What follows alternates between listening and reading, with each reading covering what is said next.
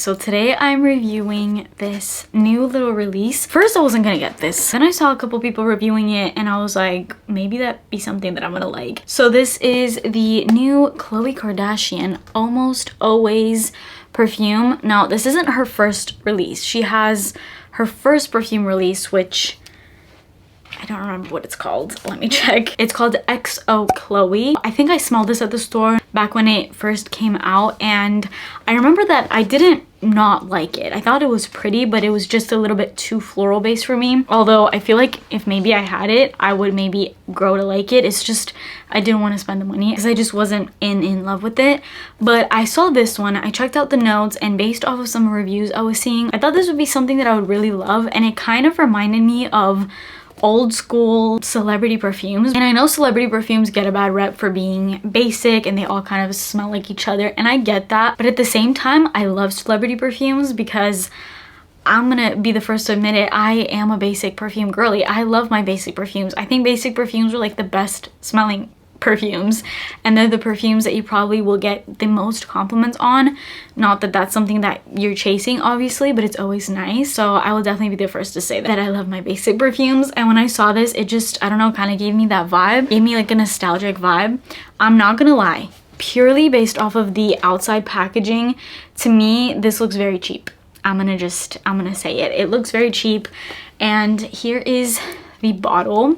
I think it's pretty, but once again looks a little cheap. It kind of reminds me of the cheapy kind of perfumes that you see at TJ Maxx that are like out in the open, not the locked ones that are like 12 bucks. Does it kind of not look like that? I mean, it's pretty and it definitely has some weight to it. I will say the glass is pretty heavy. I don't know if it's the glass or the juice that's just making it heavy, but it feels a little bit heavier than a typical perfume. So like that's nice, but I have to admit it does look kind of cheap. Anyways, I don't really care about the outside as long as the inside is good. So this is currently available. You could get this at Ulta. I ordered mine online, and so I completely blind bought this, but I had a feeling I would really love it. Now the 100 ml bottle, which is the one I have here, retails for $80, which, I mean, if you think about it, yes, celebrity perfume wise, it's like, yes, it's a little bit up there. If you don't want to go for the full size bottle, she also has a travel size, which is like 0.33 ounces, and that retails for $32. I think price per quantity, getting the bigger size is better, especially obviously if you like the perfume. But if you are blind buying it, then definitely go for the travel size. Based off of the other perfumes that the Kardashians have released, usually they're more on the fresher side. Like with Kim, her KKW perfumes were really floral. I did not really like KKW scents, at least not most of them. They were so floral to the point where they smell like bug spray to me. I don't know, there's something just off about them. Now Kylie's perfumes I do like. I like the original Cosmic, not so much Cosmic 2.0, but I think Cosmic is super pretty.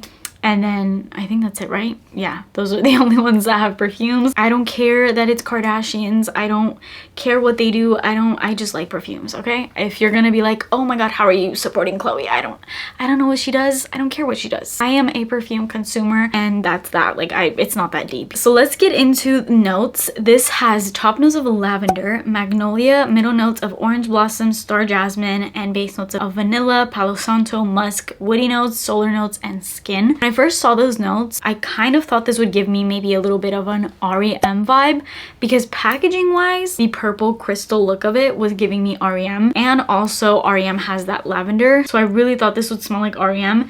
I'm not gonna lie, it's not a dupe, and I wouldn't even say it's a similar scent profile, but I get a little hint of REM just slightly when it opens up, and that's really kind of the only time where I get that lavender.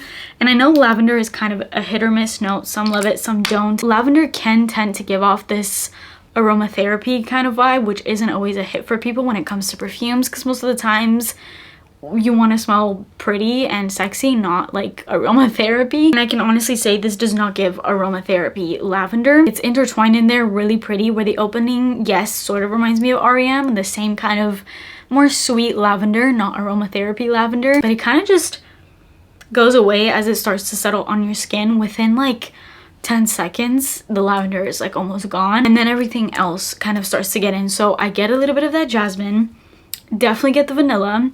I get a little bit of Palo Santo. That was a little bit of a iffy note for me just because it can tend to come off a little edgy and maybe too woodsy, but at the same time Palo Santo kind of has a similar effect in my opinion as oud. It's definitely not as strong as oud, but it's one of those notes that gives perfumes this luxury feel and just makes perfume smell really, really expensive. I feel like it is adding that to the scent, and then I do get the woodsy notes. It's a little musky. Anyways, my favorite part of this, and I think what a lot of you guys will like if you like this perfume reminds me so much of the OG Wonderstruck by Taylor Swift. And at this point I'm like, I'm a perfume god, because I just had this feeling, not that it was gonna smell like Wonderstruck, but I had this feeling that it was gonna give me that nostalgic perfume. I thought this was gonna give me that vibe, and it totally does, because the first thing I thought when I first smelled this was Wonderstruck. And if you know anything about me, I was obsessed with Wonderstruck. That was one of the first perfumes I received when I was younger. I remember getting it for Christmas, and I had been wanting it for so long because it was back when I was like obsessed with OG beauty YouTubers, and they were avidly talking about Wonderstruck. So I finally got it for Christmas, and I was just like so grateful, and I used it every single day. That was like my perfume when I was in middle school. I was obsessed. And now I feel like this is like the more grown-up version of Wonderstruck, and that just makes me love this perfume so much.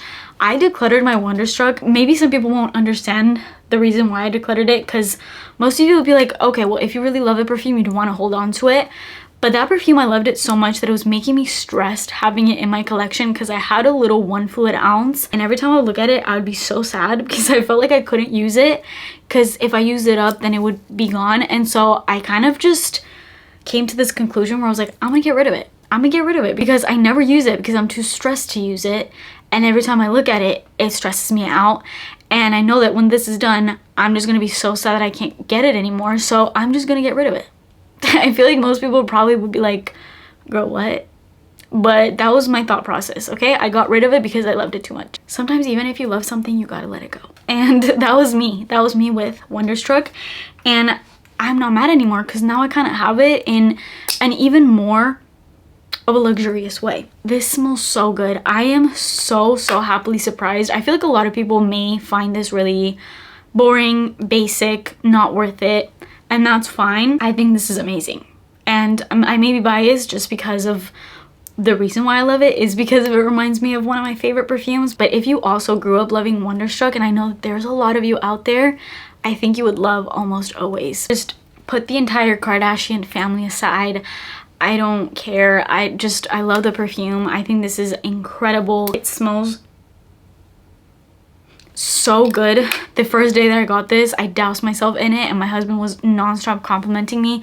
It really always is the most basic, more feminine, cutesy perfumes that will get you the most compliments, and this is kind of that. So again, fair warning, it's not the most complex, intricate, high-end, luxurious, oud-based, I don't know, smelling perfume ever. But if you are a girly that grew up in the early 2000s and you want that vibe in maybe more of a modern kind of way and just smells more luxurious and kind of just fits your age now better, this is it. This is the grown-up Wonderstruck from Taylor Swift. So that is a straight 10 out of 10, and I am recommending it to all the girlies that loved Wonderstruck. And even if not, definitely try out a travel size, or even better, just go into Ulta and smell a tester of it before you obviously commit to buying anything. And as I always say, spray it on your skin, not the tester. That's how you know how it will actually smell like. That is it. That is my review of it. It's a little floral. It's a little sweet. It's not too much of anything. The EXO one is just too floral. It was absolutely dominated by florals, and it was just like floral musky, and just that's not always my vibe. I like something that's a little bit more balanced and has a little bit of everything, and this is that. This is the perfect balance of flirty, girly, sophisticated, smells a little luxurious, not too complex, not too complicated, but you can still pick out those more elevated notes like that Palo Santo and lavender, but not in a way that they overshadow everything else. Everything is really nicely balanced. So I think that's my favorite part about this scent, because I hate when those more stronger notes kind of overpower everything, and here you're gonna get just a little bit of everything. So yeah, that is my full review on this perfume. I'm definitely really curious to know your thoughts. I know anything that the Kardashians release is controversial. So I know the reviews on this will probably be a little all over the place, but please, if you're gonna comment in this video, talk to me about the perfume. I don't care about the person behind the perfume, okay? I just want to talk about a perfume because that's what my channel is. That is it for me today. Please subscribe to my channel if you haven't already and turn post notifications on, and I will see you in my next video. Bye.